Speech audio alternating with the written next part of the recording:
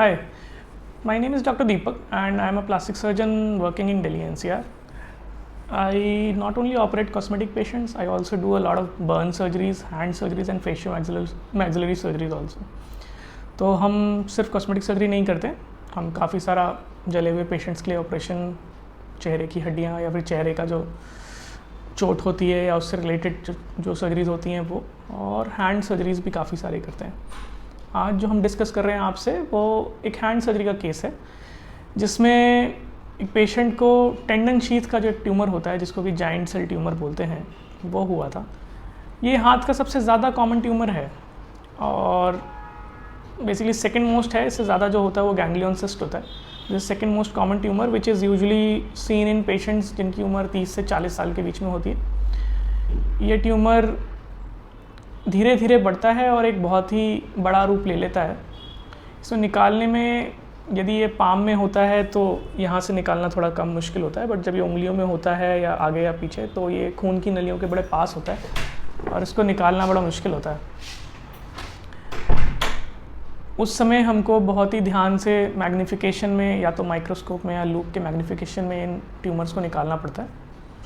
और ये जो केस है, this lady had tumours at 2 places. एक इनको प्रॉक्सिमल यहाँ पर जो मेटाकार्पल जॉइंट होता है यहाँ पे था, और सेकंड इनको प्रॉक्सिमल इंटरफेरेंजियल जॉइंट जिसको हम PIP जॉइंट बोलते हैं यहाँ पे था. दोनों ही ट्यूमर्स खून की नलियों के बहुत पास थे और हमको एक माइक्रोस्कोप के अंदर इस ऑपरेशन को करना पड़ा.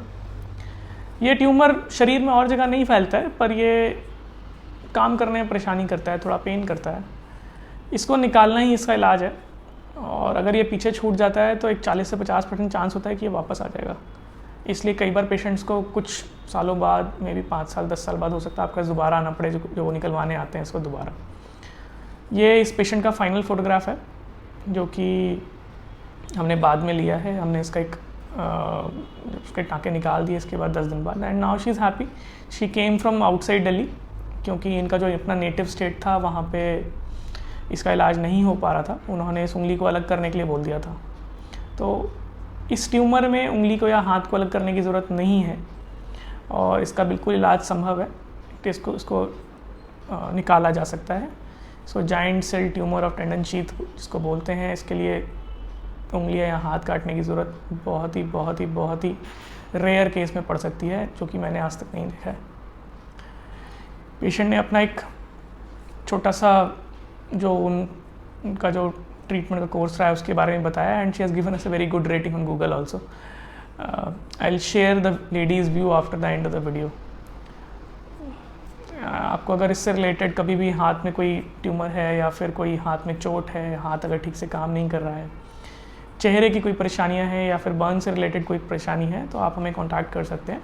माई clinics team will help you out. एक नीचे दिए गए नंबर पे आप कभी भी कॉल करें, they will help you out. And अगर आपको वीडियो अच्छा लगा तो इसको सब्सक्राइब करें, लाइक करें, चैनल सब्सक्राइब करें. Thank you.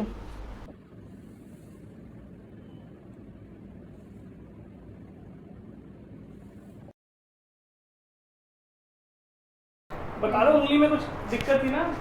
हाँ, उंगली मेरी में ना दिक्कत थी, बहुत सोलियाँ थी. और डॉक्टर कह रहे थे कि कैंसर बन गया है. तो जी हिमाचल में बता रहे थे, तो इसी वजह से मैं दिल्ली आ गई. नहीं छोड़ो.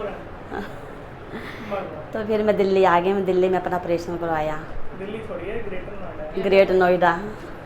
ऑपरेशन ठीक हो गया? हाँ जी. उंगली चल रही है? हाँ जी, चल रही है उंगली. काटनी तो नहीं पड़ी उंगली? नहीं. खुश हो? हाँ जी, खुश हूँ. कौन सा अस्पताल है, पता है कहाँ कराया? संजीवनी हॉस्पिटल. डॉक्टर साहब का नाम पता है? आपका ऑपरेशन किसने किया है? डॉक्टर दीपक राठौर ने. हाँ जी.